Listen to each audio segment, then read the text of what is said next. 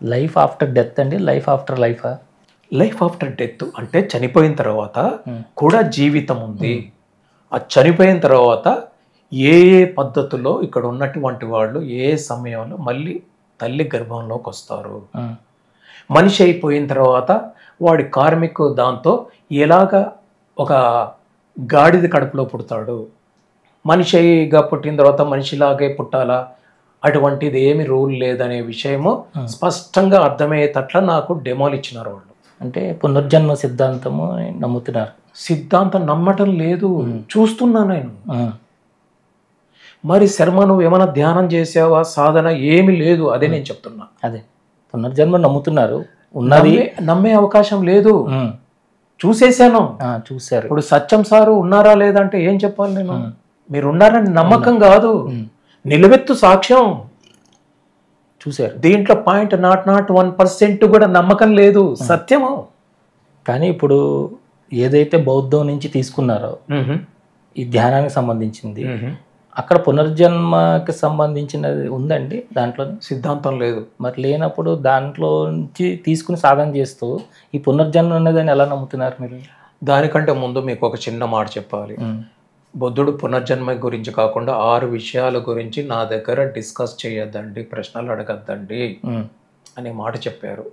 1 ఆత్మ, 2 దేవుడు, 3 కర్మ, 4 విగ్రహారాధన, 5 కర్మకాండలు, 6 పునర్జన్మ. ఈ 6 విషయాలు నా దగ్గర మీరు అడగడానికి వీల్లేదు, ఫుల్ స్టాప్ అని చెప్పారు.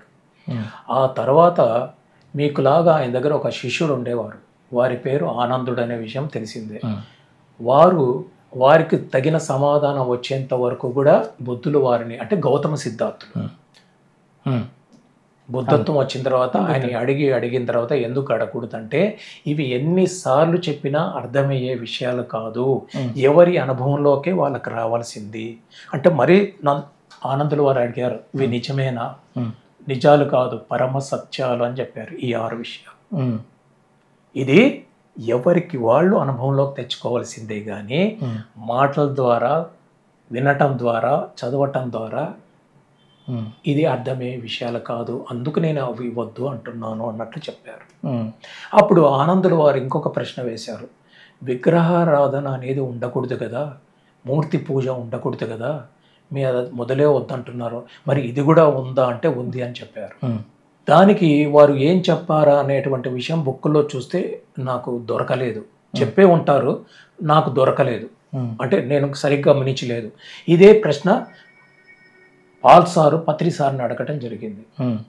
మొదటి ప్రశ్న ఏంటంటే, సార్ మిమ్మల్ని ఏమని సంబోధించాలా, సార్ అనాలా, గురువు అనాలా, నాన్న అని పిలిచాలా, అమ్మ అని పిలిచాలా, స్నేహితులు ఫ్రెండ్ అని పిలిచాలా, బ్రో అని పిలవాలా అని అడిగారు. ఇన్ని భావాలు మాకు కలిగాయి. మిమ్మల్ని పరిచయం అయిన తర్వాత మా తల్లిదండ్రులు అన్నీ పక్కన పోయినాయి, వ్యాపారాలన్నీ అంటే మా సీనియర్లు అంత గొప్పోళ్ళు, వాళ్ళు పెట్టేసినారు లైఫ్ అంతే.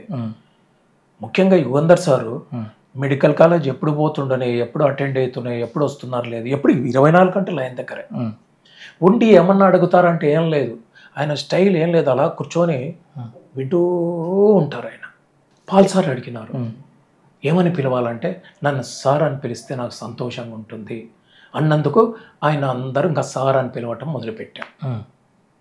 ఆయన ఆదర్శ సూత్రాలు గురువు శిష్య సంబంధం లేదు, నన్ను అంతే సార్ అని పిలవండి, నాకు సంతోషంగా ఉంటుంది అన్నారు. రెండోది వచ్చి విగ్రహారాధన వద్దని చెప్పారు కదా బుద్ధులు వారు, దానికి గురించి మీరు ఏమన్నా వివరిస్తారా అంటే, అప్పుడు మనకు 4 యోగాలు ఉన్నాయి కదా, కర్మయోగం, జ్ఞానయోగం, భక్తి యోగం, రాజయోగం, 4 యోగాలు. పత్రిసారి ఏం చేశారంటే ఒక్కొక్క యోగాన్ని పార్ట్ 1 పార్ట్ 2 చేశారు. ఉదాహరణకి కర్మయోగం ఉంది, కర్మయోగం పార్ట్ 1, కర్మయోగం పార్ట్ 2. అలాగా భక్తి యోగంలో దేవుడు అంతటా ఉన్నాడు, ఇక్కడ ఉన్నాడు అనేటి పెట్టి విగ్రహం పెట్టి చేస్తూ ఉంటారు పూజలు, అది సరైనటువంటి విధానం కాదు. భక్తి యోగం పార్ట్ 2 అంటే ఉదాహరణకి త్యాగయ్య, త్యాగ బ్రహ్మ తెలిసిందే కదా, మహానుభావుడు, వాగ్గేయకారులు, అన్నమాచార్యులాగా ఆయన దేవుడు ఎక్కడో లేడని చెప్పి తిన్నగా వెతికి నిన్ను లోపల కనుక్కుంటున్నాయా అనేటువంటి ఒక కీర్తన ఉంది. అంత నీవే అనుచు తిన్నగా వెతికి, అంటే లోపల తిన్నగా వెతికి నేను తెలుసుకున్నాను అని చెప్పినాడు.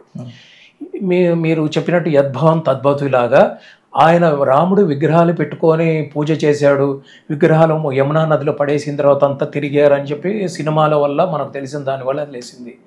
ఆయన అక్కడ విగ్రహాలు చూడలేదు, ఆయన రాములు వారిని దర్శనం చేసుకున్నారు. అక్కడ విగ్రహాలు మాయమైపోయేటివి, అంటే కనిపించేవి కాదు. రాములు, లక్ష్మణుడు, సీత, ఆంజనేయ స్వామి సాక్షాత్తు వారితో ఆయన సంభాషించేవారు. అది భక్తి యోగం పార్ట్ 2. త్యాగరాజ స్వామి రాముల వారిని మూలారాముడు అనే మాట కూడా వింటుంటాం. రామ అనే శబ్దానికి అనేక అర్థాలలో ఆత్మ అనేటువంటి అర్థం కూడా ఉంది. తన గురించి ఆత్మనే రాముడు, మూలారాముడు, భగవంతుడు అని తెలుసుకున్న తర్వాత కళ్ళెదురు కూడా అదే చూడటం మొదలుపెట్టినాడు. అటువంటి వాళ్ళకి విగ్రహారాధన కానీ ఈ ఉన్నాడనే దాంతో భయంతో, పత్రిసారి చెప్పింది 199 మందివి భయంతో మనము పూజ లాంటిది చేస్తున్నాం, కానీ ఆయన ఉన్నాడనే నమ్మకంతో చేయటం లేదు. ఉండొచ్చు ఎక్కడో కోటికి కొంతమంది, భక్తి యోగం పార్ట్ 1లో కోటికి లక్షలకి కొంతమంది, అంతమంది భయంతోనే చేస్తుంటారు. పార్ట్ 2కు ఎంటర్ అయినప్పుడు నువ్వు విగ్రహం పెట్టుకో, గుళ్ళకు పో, నామాలు పెట్టుకో, జందం వేసుకో, సారి ఇవన్నీ వద్దంటుంటారు కదా పత్రి సారు. ఇంకా అప్పుడు నువ్వు ఏం చేసినా నడుస్తుంది అనే మాట చెప్పినారు పాల్సార్తో. అక్కడే ఉండటం మూలాన ఆ మాటలు వినటం జరిగింది. మరి పాల్సార్ నన్ను సపరేట్గా తీసిపోయి దాన్ని డెమో చేసి విగ్రహం అనేది విగ్రహం కాదు, దేవుడే ఉన్నాడు అనేటువంటి విషయం మీకు చెప్పాను కదా, డెమో చేశారు. కాబట్టి నమ్మే అవసరం నాకు ఎందుకో రాలేదు. నాకు అది నేను చూడగలిగిన, అంటే అది అనుభవం సత్యమైంది నా విషయంలో.